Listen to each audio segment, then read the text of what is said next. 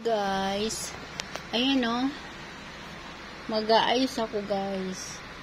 Ang dami kong lilinisin kasi kinuha ko to doon, inayos ko.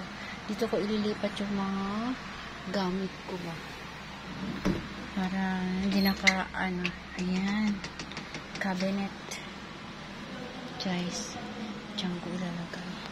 Kaya ngayon guys, pagod na pagod ako kahit gabi-gabi na kasi marami akong aayusin gamit ko. Ayan, kailangan kong marami talaga siya, marami akong aayusin. Teka lang guys ha, ayan pa guys, mga kalat ko guys, dami, kailangan kong ayusin yung mga yan.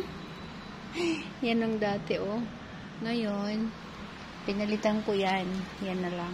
Kasi para ma-open ko yung pinto. Teka lang guys ha. Yan, dami-dami.